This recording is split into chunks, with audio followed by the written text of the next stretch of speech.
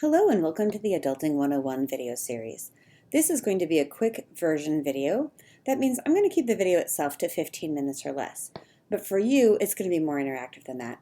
I hope that you got the notes that go with this, and you're also going to be doing some extension activities to dig deeper.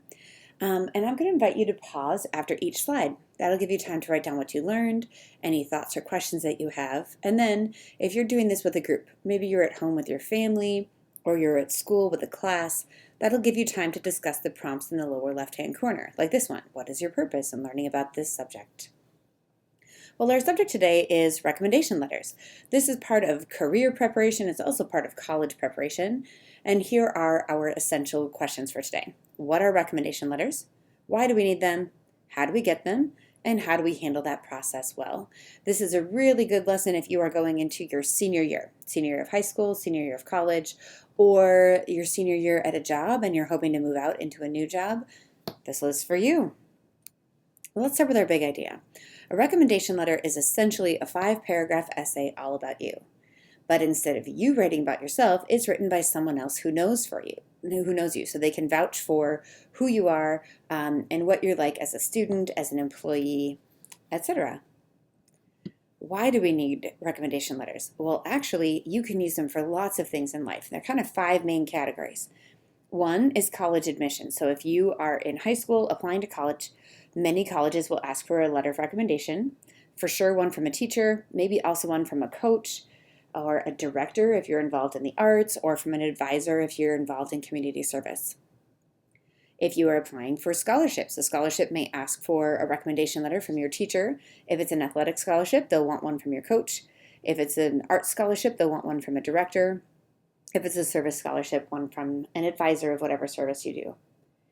If you're applying for a job, many employers ask for letters from a teacher, a coworker, or a former employer. In terms of adoptions, whether you are adopting a human or a pet, it's very common for adoption agencies to check your references and ask for recommendation letters. And if you are involved in volunteering, so if you want to volunteer in the community in such a way that you're going to be working with children or vulnerable adults, or maybe at a place of worship, it's very common for them to do a background check and ask for references.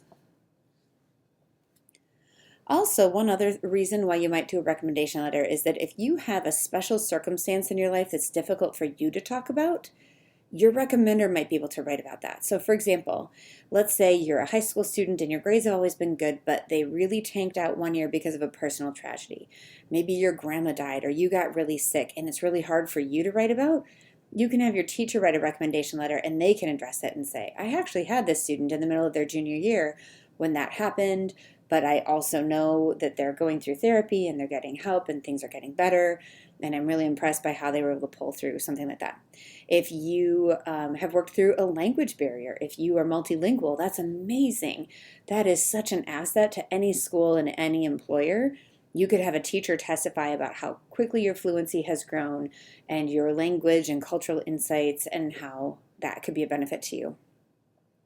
If you're applying for an opportunity that you've been talking about since forever, so if you are interested in adoption, your recommendation letter can confirm like this is your deep passion. This is not something that you're doing willy-nilly. This is something that you're really deeply concerned about. Next, who are you going to ask for a recommendation letter? You always want to ask someone who can speak to that area of your life and who has known you for a while. So if you're applying for college or scholarships, it's likely a teacher who's taught you for a full term. That means you're probably not actually asking your senior year teachers. You're probably asking your junior year teachers. Or a coach who has coached you for a full season. So if you have a new coach starting senior year, they should not be writing your recommendation letter. It should be someone who has known you and worked with you in depth. If you're applying for a job, maybe a college professor who knows about your skills and maybe knows you personally, maybe a coworker who has worked with you for more than a year, or a previous employer, but one that didn't fire you, right? If you have a previous employer that you had a good relationship with and you did a good job in that job and you just moved on for a better opportunity, that person can write you a letter. If they had to let you go because you weren't working up to their standards, that's probably not a good choice. Adoption applications, if you are adopting a pet or a person, your friends and family who have known you for a long time will probably be the ones that they're asking. They want that person to be able to speak to your character and also to the safety of your home. And if you're doing volunteering applications, that would mean a person or a personal or professional reference who can speak to your safe care for others. Next, when do we ask for recommendation letters? It's always respectful to ask for a recommendation letter at least 2 weeks before your submission deadline. That's the bare minimum. If you can give more than that, that's excellent. As you get older, it's really common for opportunities to pop up in such a way that you don't have 2 weeks' time. Maybe a job application opens up tomorrow and you need to submit something. So because of that, a lot of professionals choose to create a credential file. A credential file is just a file, maybe on your computer or in a filing cabinet, it could be physical or digital, where you keep your recommendation letters ready to go. So for example, if it's your senior year of high school, you might get at least one from a teacher and one from a coach or advisor, and just keep them on hand so that anytime a scholarship opportunity comes up, even if the deadline's tomorrow, you've got those letters ready to go. If it's your senior year of college, it's very normal to get at least one letter from a professor in each of your majors or minors so that you have them ready to go. And professionally, you want to get at least one from a coworker or supervisor before you leave a job. Even if it was just a summer job, it's very normal at the end of the summer to find someone who can speak to your skills and say, hey, I really valued this experience and I think I would like to talk about it on future job applications. Would you be willing to write me a letter of recommendation? And they might say, where are you applying? You say, actually, no place yet. I just think this is something I would like to have for general in the future when I'm applying anywhere. And then you just keep it in your credential file. Okay, so how are we going to do that? When we request a recommendation letter, we always ask someone, we do not tell them to write a recommendation letter for you. So you want to explain what you're applying for and why you think this person would be good. So are you applying to a college and you think that they saw the best of you academically? Are you applying to adopt and you think this person knows your heart about that and knows the safety of your home, right? So what are you applying for and why are you choosing them? Then you want to give them your timeline and ask them if they'd be willing to do it. So you can say, the application deadline is at the end of September. Do you think you'll have time in the next 2 weeks? Would that be possible? Or it could be, I'm actually just building my credential file and I feel like you're somebody who really knows me well and I really value your voice. There's no particular deadline on this, but would you be willing to write one for me? Be prepared that they might say no. That's hard, but it's really important for you to politely say thank you and handle it. Okay, why might they say no? Maybe they don't have time. If you say, this application deadline is in 2 weeks, could you write me a recommendation letter? They might say, absolutely not. I have 4 kids at home and I am in the middle of starting new school year and I'm also the football coach. I have no time to write one right now. Sorry, you're on your own. Or they might say no because there's something ethically that they can't. For example, if you have cheated in a class, that teacher cannot write your recommendation letter ethically. They can't recommend you. If you did something unprofessional at work and your coworker knows it, and you ask that coworker to write your recommendation letter, they might say, no, I actually can't. Ethically, I can't recommend that somebody else hire you given what you did. All right, then when you're asking someone to write a recommendation letter, you always want to give them a page of information about you.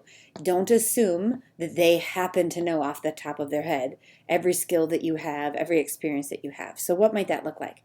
If you're applying for college and scholarships, like you're a high school senior, that page would include your GPA, your career goals, your activities, maybe your proudest moments, things like that, that might give them some ideas of what to write about. If you're applying for a job, you could give that person a list of your previous employment, including specific projects that you have led.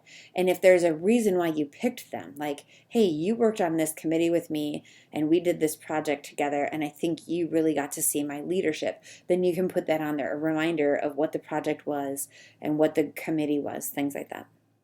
And then if you're applying for adoption, it could be specific steps you've taken to prepare your home and make it safe. For example, when I adopted my kittens, I had to put in there, like I've already talked to my veterinarian about doing, what's it called, the soft paws, so that, because you're not allowed to declaw them if you're adopting whatever. Okay, so you want to make sure that you're very clear, nope, I have no intention of declawing my kittens. I'm going to do the soft paws. I've already arranged that. I already have a vet, and that's all established. Then, if you have a resume, that might be great, right? So if you have a resume, that would already have a list of your experiences, your activities. Certainly for jobs, colleges, and scholarships, that might work. If it's for something more personal, like volunteering in the community or adoption, you might just need to write out a list of ideas yourself. Okay, next question you need to ask yourself is, how often do you want to come back to this person and ask them to write a letter? If you're just applying for one opportunity, you can say, I'm just applying for this one thing, and then they just address their letter to that organization, right? If it's something super specific, like I'm applying to adopt this dog, here's the name of the organization, they can write it to that organization and you're good to go. But if you're doing that whole, yeah, actually, I just want to build my credential file so I have things on hand, then instead of writing the name of the organization at the top, that recommender is just going to put to whom it may concern. That means whoever it is that's reading this, this is for you. And then you can submit it to any college, any scholarship, any job, or any organization. Then what? Last thing, it is essential, not optional, absolutely essential that you take the time to thank your recommenders. And it isn't just saying thank you out loud, and it isn't shooting them a text. They wrote a 5-paragraph essay about you. The very least you need to do is write a thank you note back to them. If you want to give a small gift, it is absolutely appropriate to give a small gift card, like a $10 gift card or a $20 gift card. Keep in mind, not everybody drinks coffee, right? Like, stay away from just doing Starbucks gift cards. Maybe make it someplace more general or someplace more specific that you know they enjoy. But you don't want to go too big on a gift. If you give them a really large gift card or flowers or chocolates, it can come off like you're bribing them, and that's not what you want. You want it to just be a thank you. All right, I hope this was helpful. Let's find out. Can you think of 3 takeaway ideas from learning about recommendation letters today? Do you have a sense of the range of why we ask for recommendation letters? Do you have a sense of when to ask, what information to provide, reasons why someone might say no, how to follow up after they write a recommendation letter? If so, I'm going to say that was successful. If this was helpful to you, so this is part of, depending on what you're doing, it might be part of college preparation, which is that red category there, or it might be part of career preparation, which is that blue category there. These are all the other related topics that I have. If you are moving into adult life and you're looking for more adulting lessons, check them out. And good luck to you with whatever you're